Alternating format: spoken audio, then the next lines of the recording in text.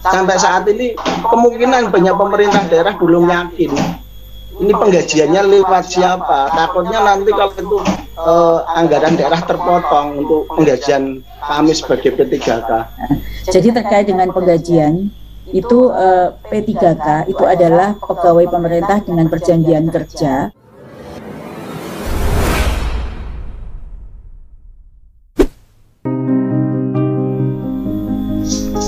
Selamat pagi Bu Nunung sama teman-teman semuanya. Ada beberapa 3 pertanyaan berkaitan dengan pemerintah daerah itu bingung dengan DHU.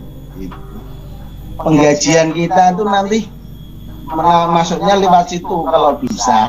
Ini kalau usulan aja, kalau bisa itu nanti gajinya disendirikan Ibu antaranya P3K sama di kegiatan DHU lainnya.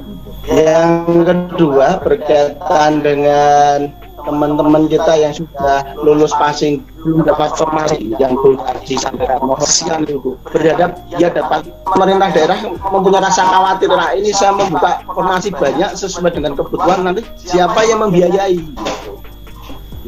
Kalau bisa tertulis saja lah harapan saya tertulis betul-betul itu bisa pemerintah daerah yakin. Sampai saat ini kemungkinan banyak pemerintah daerah belum yakin ini penggajiannya lewat siapa. Takutnya nanti kalau itu anggaran daerah terpotong untuk penggajian kami sebagai P3K gitu.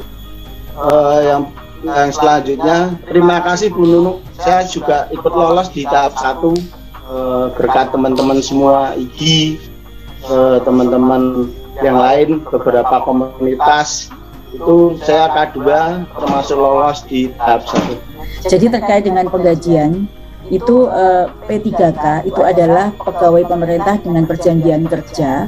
Pemberi kerjanya adalah kepala daerah. Jadi bukan menteri ya, bukan kementerian. Jadi disebut dengan P3K itu antara penerima dan pemberi kerjanya itu pemerintah daerah.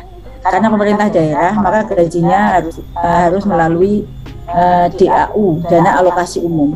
Dana alokasi umum itu diperoleh melalui dana transfer umum yang diberikan oleh pemerintah pusat. Jadi sebenarnya itu gajinya memang APBN, tetapi mekanisme penggajian guru P3K dan seluruh P3K daerah itu melalui dana alokasi umum yang sudah tertulis di situ di dalam peraturan undang-undang APBN. Kalau undang-undang APBN yang kemarin sudah dibaca untuk tahun 2021 RUU APBN 2022 saya sudah melihat itu sudah dituliskan di situ ada earmark itu hanya boleh dicairkan untuk kepentingan itu, earmark untuk beberapa hal antara lain gaji P3K yang mempertimbangkan seleksi, kemudian juga untuk gaji P3K yang mempertimbangkan seleksi, kemudian untuk pemulihan ekonomi dan penanganan COVID. Pemerintah daerah memang harus pandai untuk membagi, jadi tidak ada kamar-kamar khusus dari yang di earmark itu. Nah, untuk tahun 2022 semestinya setiap pemerintah daerah sudah mempertimbangkan berapa orang ASN P3K yang akan diangkat dan diperhitungkan gajinya. Sedangkan untuk tahun ini paling tidak kan tinggal 1 bulan ini saja gitu ya. Itu sebenarnya ada yang 15 triliun yang di earmark untuk kepentingan itu tadi. Tapi berdasarkan audiensi dengan beberapa pemerintah daerah yang datang ke Kemendikbudristek IDTK, sebagian anggaran sudah digunakan untuk kepentingan lain. Jadi begitu yang harus diketahui. Memang sudah disepakati dan Bu Menteri Keuangan sendiri yang sudah menyampaikan pada saat peluncuran seleksi ASN P3K kemarin ya Pak ya, seperti itu. Kemudian yang kedua terkait dengan yang sudah lolos passing grade tetapi belum mendapatkan formasi, kami sedang memikirkan apakah yang bersangkutan kebijakan baru terkait dengan hal ini.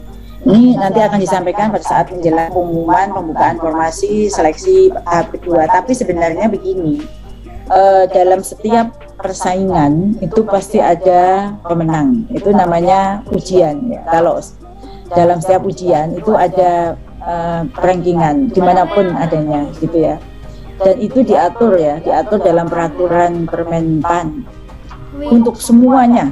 Jadi kalau guru ini kemarin Kemendikbudristek melakukan 3 kali itu memberikan kesempatan pada guru-guru untuk lebih banyak mencoba, untuk dapat mencoba. Kalau sekarang belum lulus, mungkin ada pertimbangan psikologis atau hal lain, maka diberi kesempatan kedua dan ketiga. Sedangkan untuk P3K yang Jafung yang lain tidak ada, hanya satu kali itu sudah menentukan nasibnya. Mekanismenya sama persis, jadi ada perankingan. Jadi kalau kita lihat ada orang yang sama-sama bagus, tentu kan diambil yang terbaik. Itu sebuah mekanisme yang wajar, dan kalah ranking meskipun dia di CPNS itu sudah terjadi seperti itu. Itu hanya sebuah pengertian saja kepada Bapak Ibu guru bahwa dalam sebuah perebutan satu jabatan itu kan semuanya harus mempertimbangkan mana yang terbaik ya. Dan nanti untuk supaya dia berlaga lagi di berikutnya, skornya masih boleh digunakan loh.